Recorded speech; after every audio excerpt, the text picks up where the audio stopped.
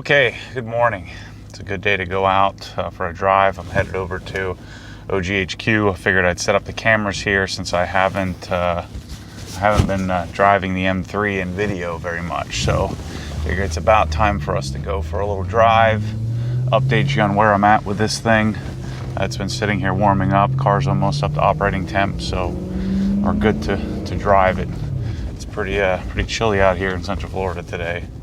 I want to say it's about 50 degrees, something like that. So the car should run just great.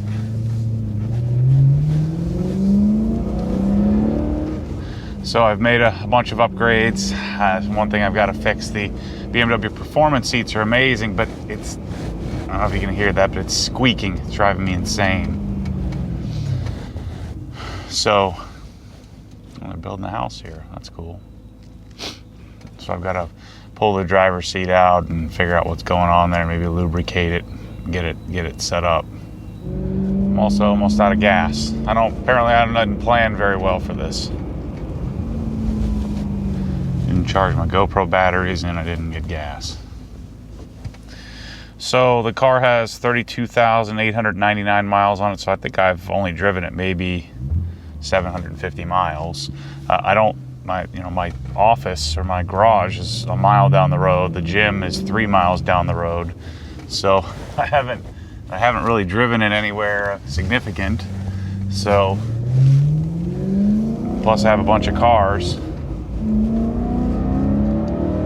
the MDM mode on. So I'm on several different iterations of exhaust, and I think this is the one. I'm sure I'll screw it up and change something at some point. But this is Dynan Middle Racing, and then the Dynan rear section, which, the car had the Dynan rear section on it when I got it.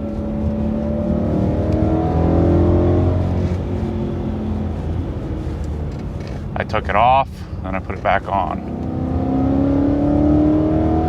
But man, this thing sounds so good. Dynan intake makes a little difference in sound. Pulley, I don't know that you can notice it. But the car pulls so much harder. Throttle response is better.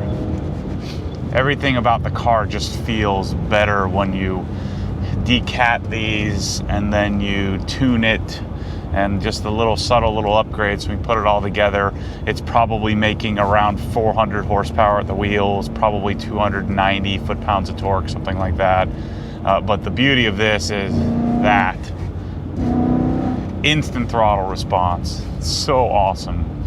I think that's what really, other than the sound, that's what really fires me up about these cars, is just that instant throttle response. And then the sound. See, the greatest thing about this car sound-wise, like in comparison to the GT350 that I had, the GT350 had, amazing, the car sounded amazing. It was all exhaust, where this is a nice combination of, you hear the induction noise, the intake, and the exhaust. So you get a little bit of both.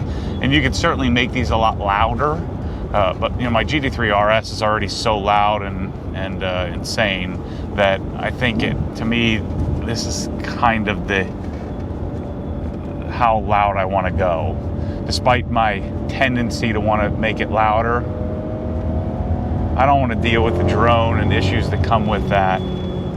So I'm going to stick with it as it is. Still a factory suspension. This has a competition package. Still a factory, the OE wheels. I don't have spacers or anything on it. I'm waiting on my HREs to come. Hopefully it should be here soon. My GoPro's whistling out there. Hopefully it doesn't fly off. But man, I haven't said this really about any car other than my GT3 RS, which I don't intend for it to go anywhere, God willing. But this is the car. This is what I've been kind of in search for the last few years. I was afraid after the S2000 experiment that I would end up with a car that should have lived in the past. But this car is exactly what I want. 8,600 RPMs.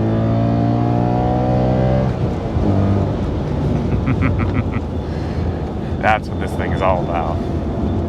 So it's not crazy fast, but I don't think I need it to be. I mean, I don't want to say I'll never supercharge it, but I don't think I will. I think I'll just stick with it the way it is. I mean, at first, you know, when I first got it and it was stock, I'm like, you know, I'll definitely supercharge that thing. But I don't know. I find it to have plenty of power. It's kind of fun to wind it out. Although it's nowhere near as fast as an F80, I don't really think it needs to be. You know, I think it's the speed I'm going is plenty fast. I mean, it's really easy to get into arrest territory. Rev matching is great. I didn't know this, but I actually have an Auto Solutions short shifter on it. It's just not super short. I was actually on the phone with Ronald, the guy who owns it, and we came to the determination. I pulled the boot off, pulled the cover off, and sure enough, I already have an Auto Solutions short shifter. It's just not a huge reduction.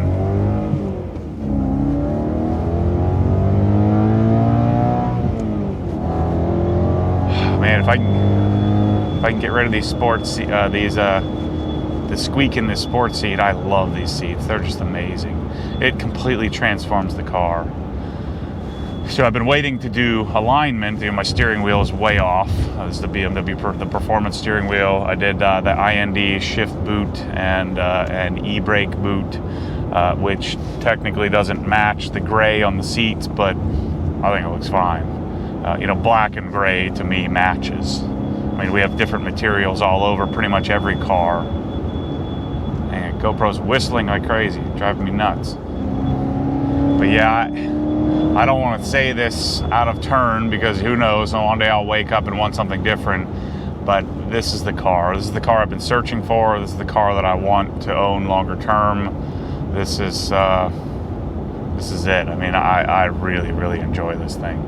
It's like I wanted to have a car where, if I wasn't driving the GT3 RS, where I would want to get in and drive it. You know, I'd want to grab the keys for it. And this car has always done that for me.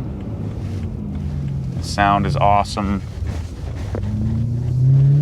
It has just enough power.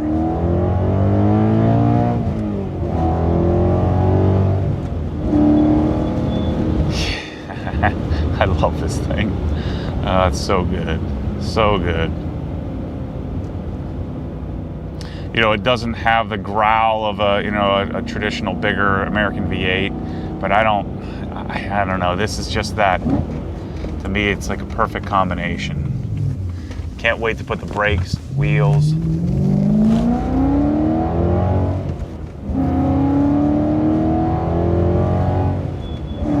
So it looks the part. Of course, I got water spots all over it, so I'm gonna have to figure out how to get those off. I'm either gonna heat it or not, but I'll get the water spots off and start over on the protection. Maybe I'll coat it this time with some G-Technic. Oops. This turn is really aggressive.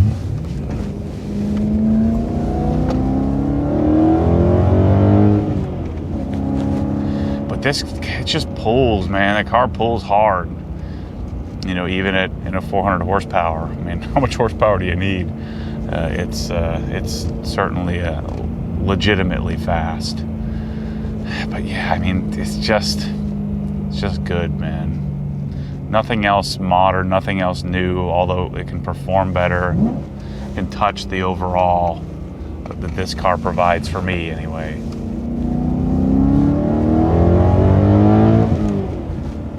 Just listen to that. It's violent, but so linear and organized. And then that instant snap throttle response.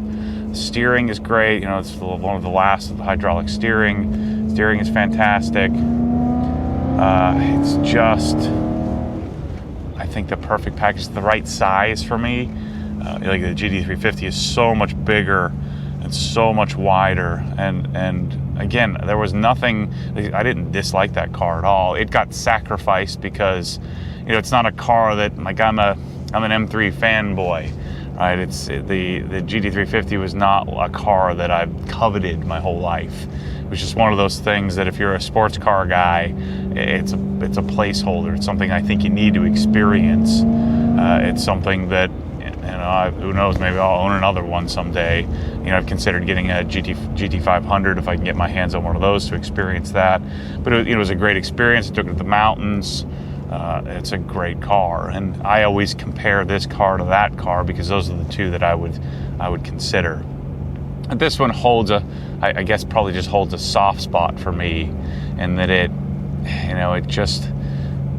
it's a car that I always wanted. Let's turn around and go back the other way. It's a car I always wanted. I got probably before I should have gotten it. I was making pretty significant payments on it, when I was in my early 30s. And then the only reason I sold it was to get my 911. Let's see if we can beat the next person. Hopefully we don't run out of gas.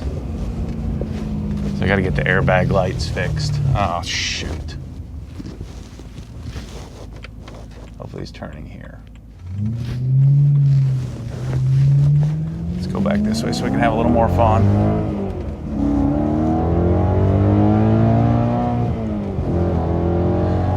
And then traction is good in this car. The 1M has traction issues with all that torque.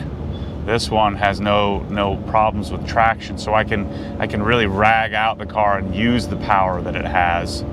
Versus right now, the way the 1M's set up, the way that the tune is dialed, it just slides around all over the place. Now, as soon as I put some decent rubber on the car, I put some new tires, then it's sort of throwing check engine lights. So I've got some work to do on the 1M. And although I really like that car, it's a much different experience driving in it.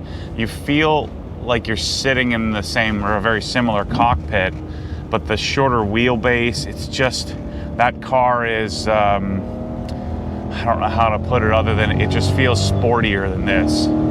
But this, to me, just feels more substantial. The N54 is cool, but this S65, the naturally aspirated V8, just appeals so much more to me. We'll see when I get the 1M dialed in sound-wise, because right now it sounds like crap. So I'll be putting the downpipes back, and I'm probably going to work on that today. But I got new coils, new plugs. I'm going to be doing a better tune, or so I think it's a better tune, a little less aggressive tune.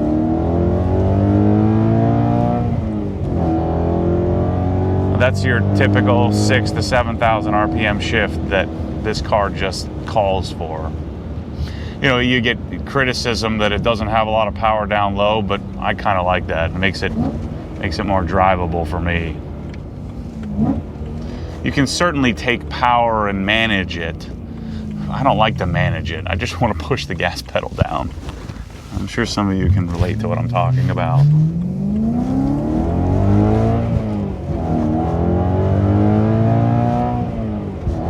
But see, if I drive like this in the GT3, I'm doing triple digits. Here I'm doing 70, 80. Where if I'm driving the RS that aggressively, I'm doing 110. Now I know some of you are saying, well, shoot, don't you want it to be faster? And again, I think on the street, the type of driving that I do, I enjoy the ability to be able to take the car toward red line and not be doing 125 miles an hour.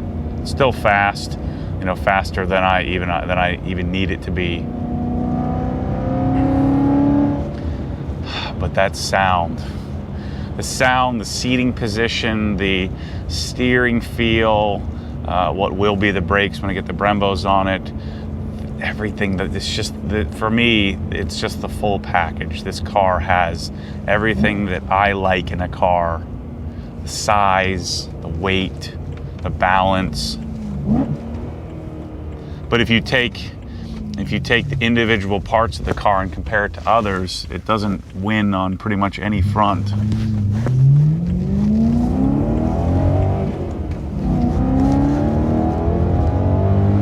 People people talk about this motor being problematic, which I think is a bunch of bull crap. I've never known anyone that's had, you know, other than a minor issue here or there, that's had, you know, significant issues with an S65. So the less than 1% of cars that have had blown motors, and who knows what the conditions were, it's just not. Yes, you have rod bearing tolerances that are really tight. Yes, in higher mileages you should probably change them. Yeah, I guess there's a possibility that you could have a, you know, bad rod bearing from the get-go, or, you know, early on. But it's a lot of the bull crap rumors about this thing and the car guy lore that people, you know, talk about to sound smart. It's just not true. You know, it's just not. Yeah, valve actuators, yeah, you know, you might have to replace those, but it's so few and far between, and it's something you'll do as regular maintenance in, you know, higher mileage cars that, who knows, you know, the amount of miles I've been driving, who knows if I'll ever even get there. We'll pass Grandma here in a legal passing zone. So, yeah, I love this car. I don't think you've ever heard me, other than maybe the GT3, and that's just a given. I don't think you've ever heard me speak about any of the cars that I've had like this. And I was so afraid to speak to it because I wasn't sure if this was gonna be what I'd envisioned it being. And I'm telling you, this thing, the last thing I need to do is get wheels on it so it looks the part for me. And then, yeah, this car's not going anywhere for a while, unless I think there's a very likely scenario where I get this all figured out, get it exactly set up the way I want, and then maybe go find a really, really low mile, you know, museum level car, and just search the world. It'll be hard to find because, I mean, I have the Unicorn here, single hump, no nav, manual transmission. It has manual seats, which of course doesn't matter now because I put these seats in. And, you know, basically an optionless car. No windshield, whatever those windshield the headlight squirter thingies. It doesn't have that. But we got to put the suspension on, all the Dynon suspension components. That's coming here really soon. We've got to do. I bought Bay Optics headlights with round LED rings and full blackout. What else do we got to do? I'm sure there's a bunch of other stuff that I've got to do to this thing. I'd like to upgrade the stereo in this to something, either BIM or TAC, or I'll probably do something basic, something simple.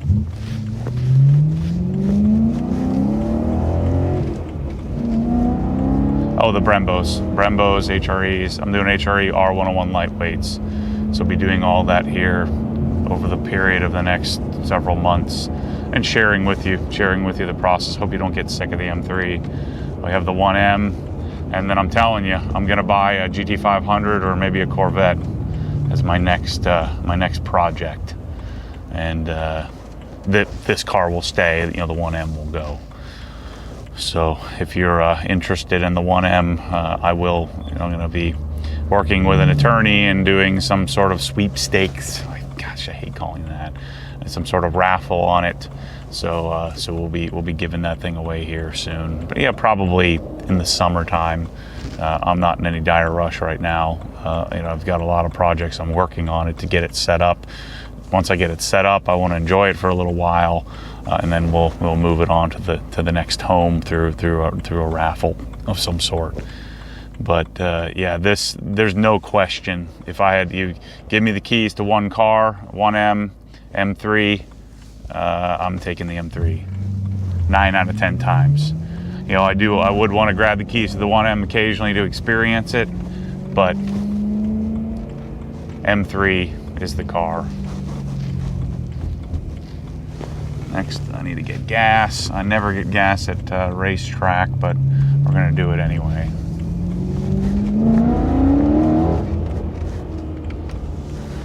So that's the M3 update. I'll have more for you as time goes on. We get the brakes on and stuff like that. You you know, I fully intend to do more driving stuff with you on this car, but for now, this is what I've been up to. I can never remember which side the gas is on, you know, M3s don't tell you, there's no arrow. So anyway, thanks for watching. More M3 coming. As always, stay tuned for more crazy.